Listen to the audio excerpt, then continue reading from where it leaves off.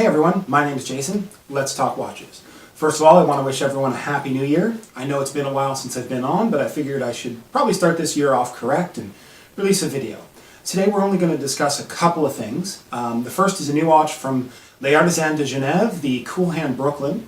And we're also going to discuss this, Anthony L's new watch book called 100 Plus No BS Watch Tips. This is going to be a really interesting episode, so let's get started. To begin with, let's talk about the new Cool Hand Brooklyn from Artisans de Geneve. Artisans de Geneve decided to partner with Spike Lee to create this beautiful new interpretation of the Rolex Daytona.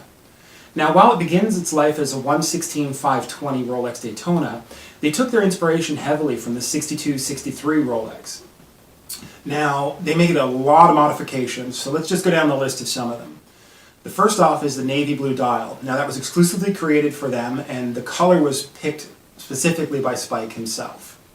They also did a bakelite bezel on it to make it look more in context to the 62-63. They also slimmed down the hour and minute hands on the watch as well to give it sort of that vintage look. I think it really sets it off nicely. They've also had a new alligator strap made for the watch, which is in this lovely rich blue, and it's a NATO style, and it's absolutely gorgeous. It's also available on the metal bracelet as well too.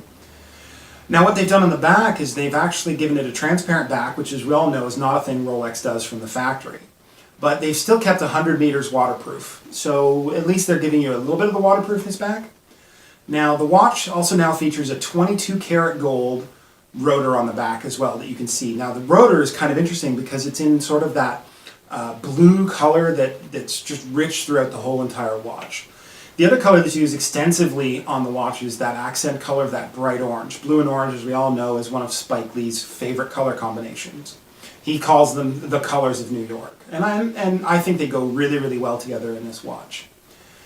They then took an idea from the earlier watches and they shaved off the crown guards on either side to give it sort of a more vintage look, and then they switched it out from the screw-down pushers, they switched it over to the pump-style pushers. Now each pusher was done in a different color, one's blue and one's orange, and I really think it sets off the look of this watch beautifully. Currently you can pick this watch up for about 39,150 Swiss francs, which is about 140,150 US dollars. It is a limited edition. You're going to have a tough time getting this one once it sells out. They've got very few of them left on their website, and you can definitely contact them for more information. Next up, we have something a little bit different. We're going to do a bit of a book review. This is Anthony L's 100 Plus No BS Watch Tips for Watch Enthusiasts and for Salespeople, and it really is an interesting book. Now, I followed Anthony on Instagram, and he's very successful there under his handle No BS Watchmaker.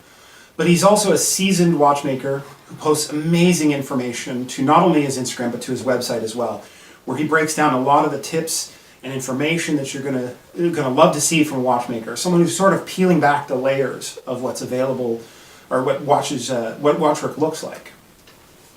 Now, last year he decided he wanted to release this book, and it is amazing. The book has a 5-star rating on Amazon, and let me tell you, it has definitely earned every single one of those stars. The amount of information in this book is truly comprehensive. It's a great watch resource for people, whether they're buying or wanting to learn to repair watches, whether they're selling watches, or even how to select the right watchmaker for you. It's all covered in this book. It's a real treasure trove of information. Now, for a book all about watchmaking, you would think it would follow some kind of chronological order. However, it doesn't, and this is a good thing. This is the kind of book where you can pick it up at any point, just dive in and read it. For example, on this page here, you've got watch tip number 9 right next to watch tip number 33. Now, it normally wouldn't make sense to sort of do the two things separate like that, but it's actually follows an order that actually makes sense. It's laid out quite nicely. I really like it. The simple fact that you can pick this up and read it from any point really is a great resource. He answers a lot of the questions about watches, like, is a watch actually worth repairing? What does water resistance actually mean? And he even teaches you how he would get someone ready for a full bench test in 8 weeks. And that's really impressive if you're looking to take on the watchmaking field in the future. Because as you remember, a lot of watchmakers right now are retiring. It's becoming a very lost art, you'd almost think.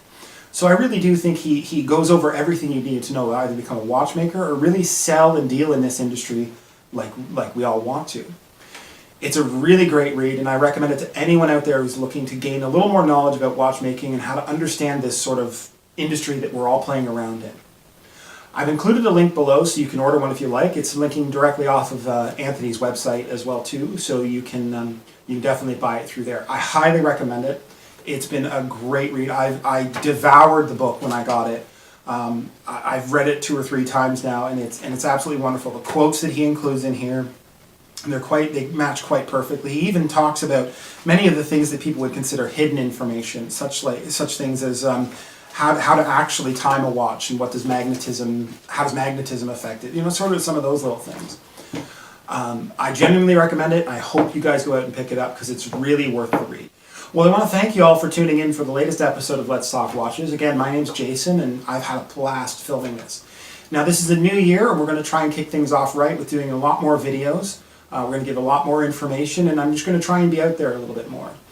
If you like this video, please like, comment, and subscribe down below. And definitely let me know what you're thinking. Let me know what you're thinking about the Cool Hand Brooklyn. Let me know if you picked up the 100 plus watch tips based on my recommendation or anything like that. It'd be really interesting to know. I'd like to know what you think about it as well. So until next time, have a great day, everyone.